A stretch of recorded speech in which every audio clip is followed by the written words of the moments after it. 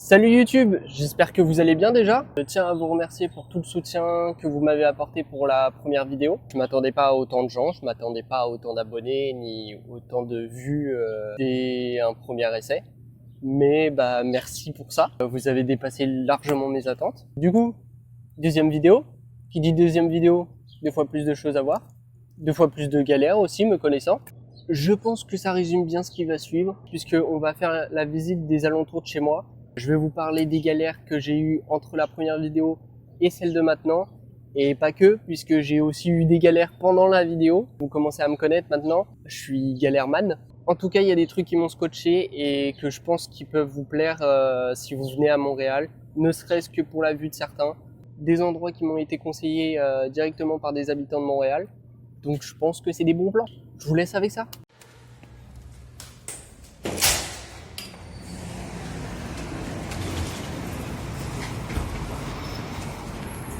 Ok, je sais qu'on vient de commencer, mais pause 2 secondes. J'ai fait une map qui résume comment j'ai séparé la visite pendant cette vidéo.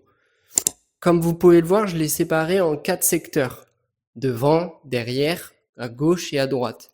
Pour chaque partie, vous pouvez retrouver le timecode associé dans la description, ce qui vous permet de commencer par celle que vous voulez. Ou bien vous pouvez suivre la vidéo comme telle. Dans tous les cas, vous retrouverez en haut une pastille de la couleur associée au secteur et avec le nom du lieu dans lequel je me trouve. Ça vous permet un petit repère, et si plus tard vous voulez voyager ou vous installer à Montréal, vous connaîtrez au moins déjà des endroits à visiter.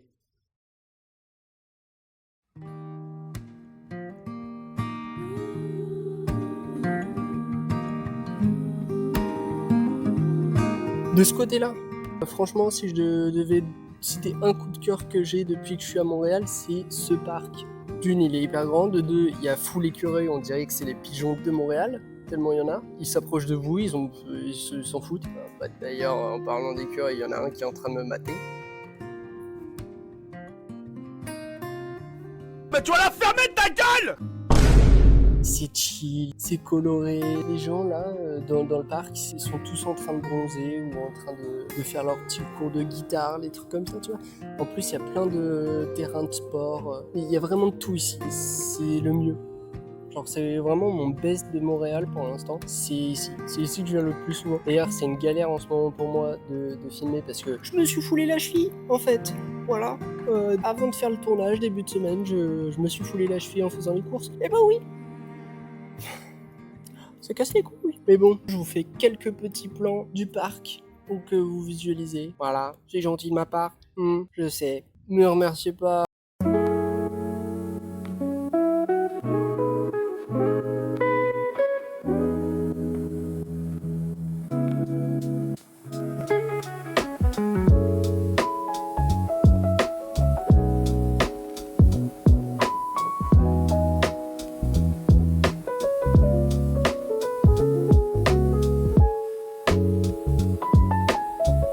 Bon, quand je vous dis qu'il y a tout, et genre vraiment tout, et bah là il y a un mec qui fait du staff, et moi le staff, j'adore ça. Et pour ceux qui savent pas ce que c'est du staff, je vais essayer de demander si je peux en faire avec lui, parce que j'adore ça en fait. Donc on va y aller. Bon, autant vous dire que la conversation a été des plus éprouvantes, plus que le staff en lui-même, puisque il parlait anglais, et moi mon niveau d'anglais est exécrable en fait. Je savais pas parler. J'ai bredouillé, j'ai essayé, et on s'est à peu près compris, je pense. Sympathique comme tout le mec. De toute façon, on est à Montréal, les gens sont adorables. Mais voilà quoi.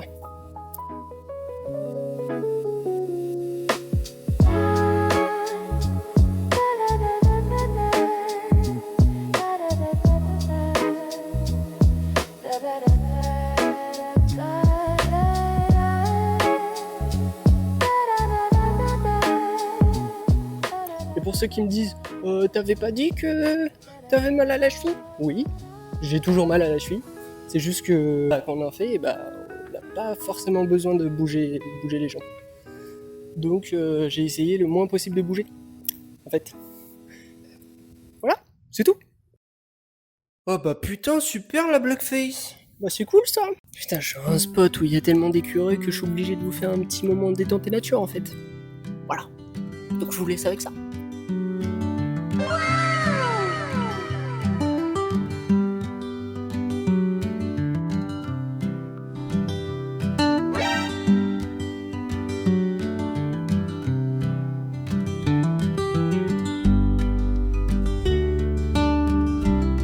Salut, moi c'est Courgette. Si j'étais une figure de basket, obligé que je suis un dingue.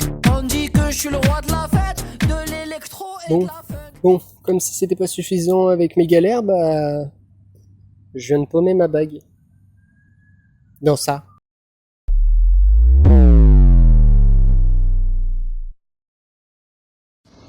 Alors pourquoi je vous ai emmené ici? Tout simplement parce que pour la première vidéo, vous avez dû le remarquer, il y a des rushs qui sont un peu bizarres. C'est parce que j'avais tout mis sur un disque dur qui a planté. Il y avait des secteurs physiques défectueux, ce qui a fait que tout a été corrompu. Vers la fin de la vidéo, vous voyez que déjà c'est un peu pixelisé, c'est à cause de ça. Donc ouais, ça a fait chier. J'ai dû acheter un nouveau disque dur sans savoir si ça allait marcher.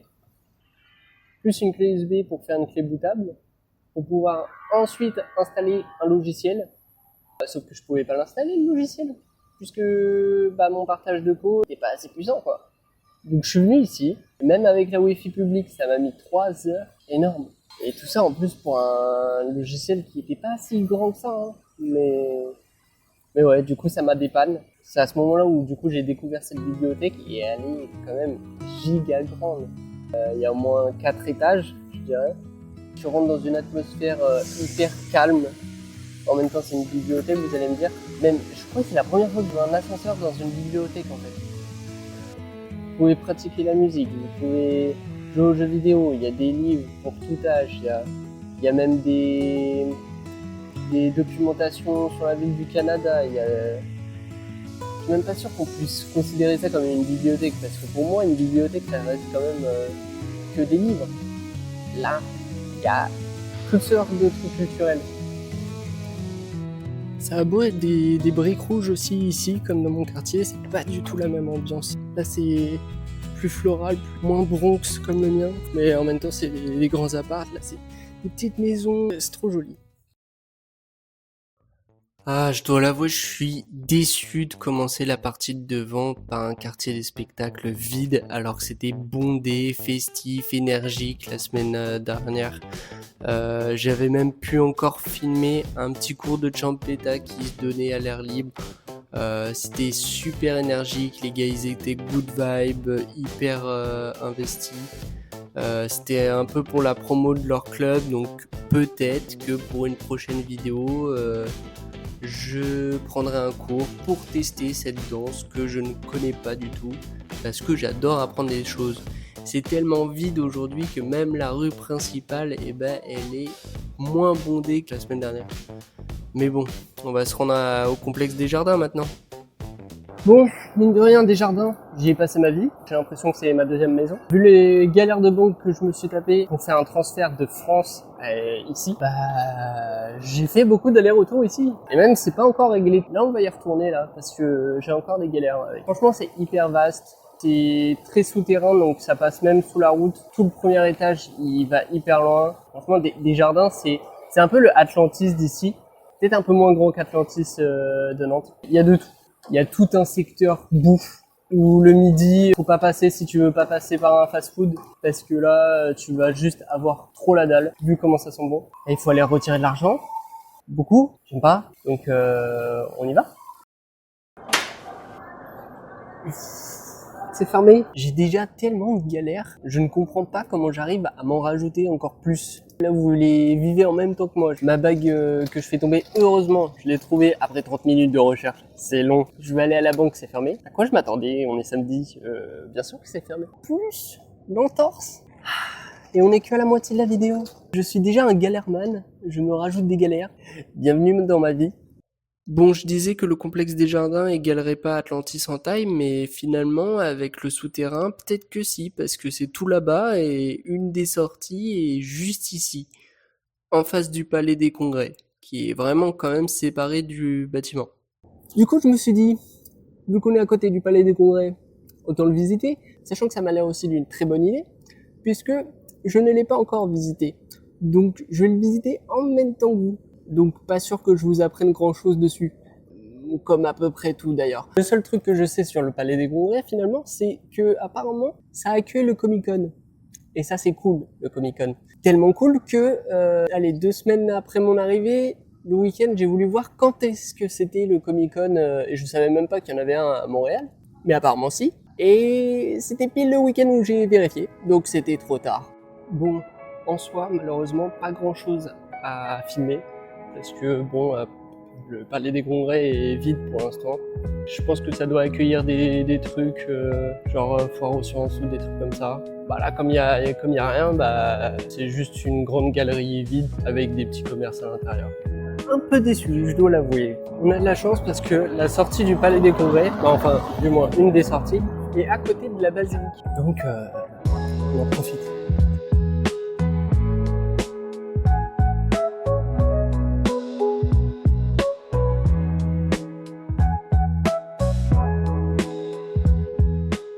Peu importe où je vais à Montréal, j'ai l'impression que c'est toujours festif. Ok, le quartier des spectacles, il n'y a plus grand chose. J'ai filmé trop tard. My bad. Avant, c'était bondé. C'était bondé de scènes, c'était que de la fête. Et là, je m'attendais pas à ce que le vieux Montréal soit aussi festif. Il y a des trucs d'attraction, il y a des châteaux gonflables. C'est bondé de personnes. Et là, vous vous dites qu'il y a beaucoup de personnes, mais de l'autre côté de la rive, ça a l'air d'être encore plus bondé. Parce que, il y a carrément un parc d'attractions de l'autre côté, en fait. Plus des grandes structures que j'ai tellement envie d'aller voir, mais je pense que ça sera pour une prochaine vidéo, parce que, bon, déjà, avec les 4 directions, il y a de quoi faire. Ce qu'il y a de bien avec la partie de devant, c'est que on manque de rien. Dès qu'on a visité un endroit, juste après, il y a un autre truc à visiter, voir ou même photographier. On ne s'ennuie jamais. Bien sûr, je peux pas tout vous montrer parce que d'une, j'ai une qualité de photo médiocre. Et en plus, le but c'est pas non plus que la vidéo fasse 1 heure, mais j'essaie de vous en montrer le plus possible, en espérant au moins que ça vous donne envie de visiter cet endroit. Derrière, c'est plus des petits commerces. C'est d'ailleurs là où je fais la plupart de mes courses. Et comme un abruti que je suis, il a fallu que je prenne des trucs que je peux pas consommer. Parce que oui, j'ai pas de poêle, j'ai pas de casserole, j'ai pas de passoire, j'ai pas de matériel de cuisine finalement. Parce que tous les magasins autour de moi sont trop chers. Et Ikea est pas tout proche d'ici, en fait. Alors je sais, vous allez me dire, t'aurais pu commander sur Amazon. Pour être honnête, j'y ai pas pensé. Ce qui a fait que pendant 1 à 2 semaines, j'ai crevé de faim. Faut l'avouer, c'est peut-être une des raisons pour laquelle je me suis foulé la cheville, parce que j'étais en sous-alimentation et que je tenais plus sur mes jambes. Mais je vous rassure, maintenant ça va. C'était juste passager et c'est les erreurs de début, quoi. Comme j'essaye de faire attention à mes dépenses vu que j'ai toujours pas de boulot, je me suis entêté à manger que ce que j'avais pris et que je pouvais consommer, et pas à refaire d'autres courses. C'est débile, oui, je sais, mais c'est moi. Bon, ce qui peut vous plaire dans la partie arrière, c'est toutes les fresques qu'il y a, les peintures murales et tout. Si vous aimez bien ce genre d'art, et c'est là où vous allez le plus en voir. Côté Milend et dans ces environs-là, c'est là où vous allez le plus en voir. D'après ce que moi j'ai vu, d'après mon expérience. C'est rempli de petits commerces, il n'y a pas beaucoup de gros centres commerciaux comme Maxi, Super C, des trucs comme ça. Mais c'est ça que j'aime bien, c'est un côté qui privilégie les petits commerces. Ça donne une ambiance tout de suite plus petite ville que j'aime bien retrouver.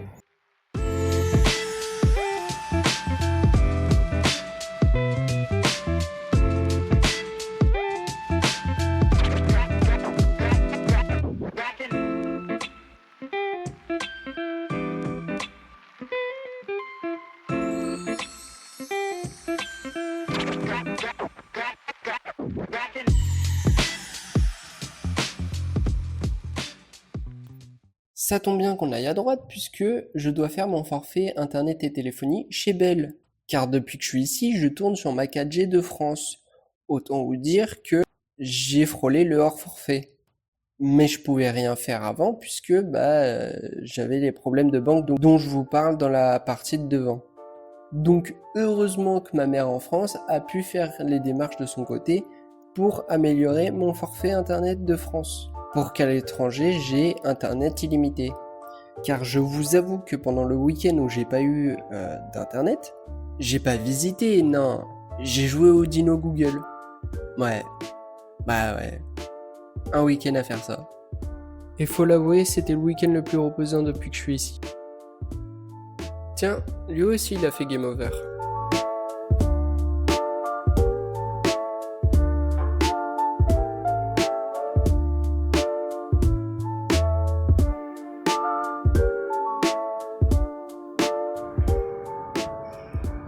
À Ville-Marie, c'est pas du tout pareil, hein.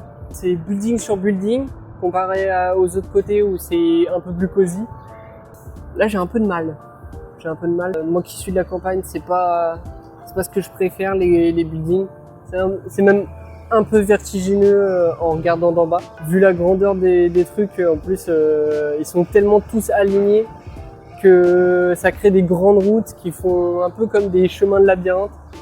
Donc, ouais, c'est pas mon côté préféré, mais ça fait partie de la visite. Ça fait partie de l'expérience.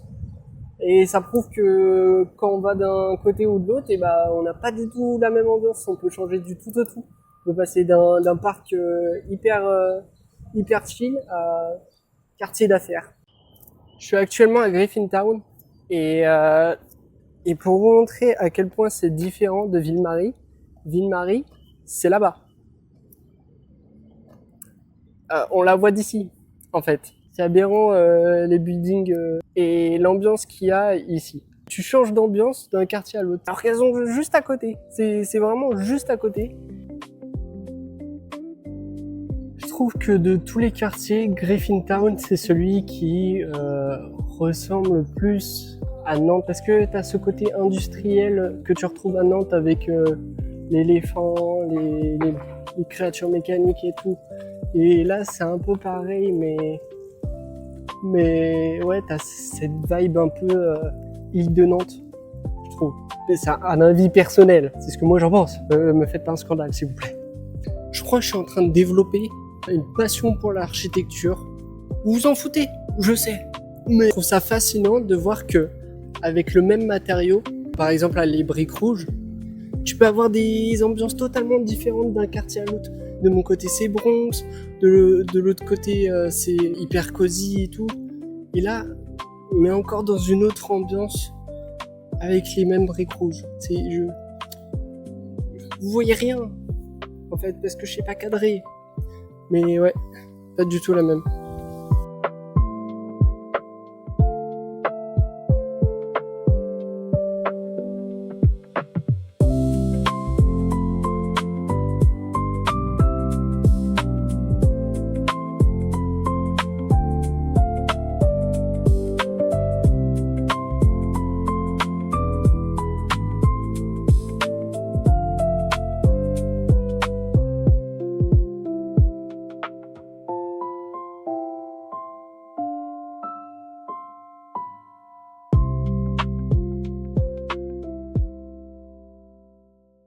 Bon, les gens, je suis en pleine randonnée du Mont-Royal avec ma cheville foulée. Je vous assure que c'est une galère. Je viens juste de commencer la montée, mais ça fait déjà 5 heures que je marche pour vous faire des rushs. Donc je pense que c'est le bon moment pour moi de vous demander de péter la barre de like, de vous abonner, d'activer la petite cloche pour vous tenir au courant, de partager la vidéo et commenter aussi. Commenter, c'est important. Ça m'aide à voir ce que je dois améliorer dans mes vidéos et vous proposer de meilleures choses. Pendant cette vidéo, j'ai essayé de écouter vos conseils et rectifier les trucs que j'ai un peu mal fait dans la première. Donc j'espère que c'est un peu mieux. Et let's go, hein.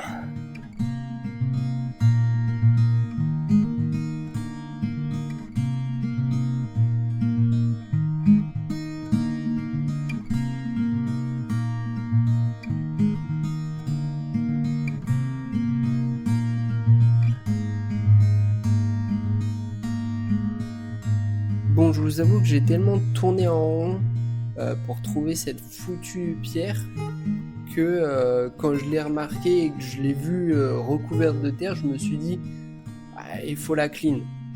Il faut la clean parce que elle est pas visible. Et c'est bête parce que ça reste un truc quand même à voir, même si c'est pas grand chose.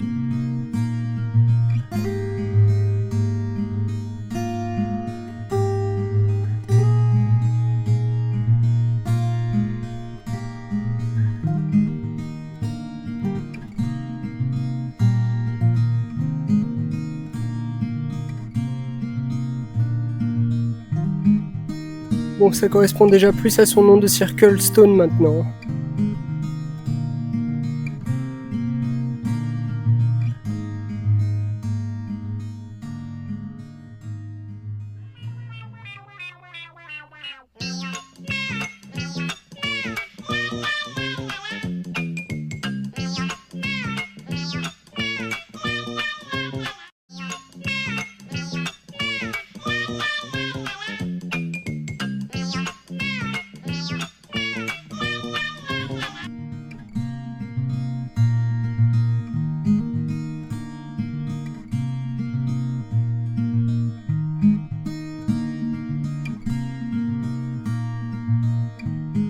Oh, et j'allais oublier, il y a un truc la dernière fois qui est passé sous votre nez. Mon Instagram. Et oui, Instagram de la chaîne. Il est passé sous le nez de tout le monde apparemment. Il n'y a que 3 personnes qui l'ont vu. Donc dans la description, il y est. Donc abonnez-vous à cet Insta parce que ça me permet d'une de voir qui follow la chaîne parmi les abonnés Insta. Et dos, c'est sur cette Insta que je vais de plus en plus décaler pour annoncer les nouvelles vidéos et faire les posts Insta et tout. Mon Insta privé, je vais encore un peu poster dessus par rapport à la chaîne, mais pour la chaîne, ça sera celui-là. Donc, abonnez-vous. Comme ça a été déjà une galère de monter avec ma cheville de Mont-Royal, je pense que je vais rester là jusqu'à ce qu'il fasse nuit. Parce que déjà que la vue elle est incroyable de jour et du coucher de soleil, de nuit, avec toutes les lumières et tout, il faut que je voie ça.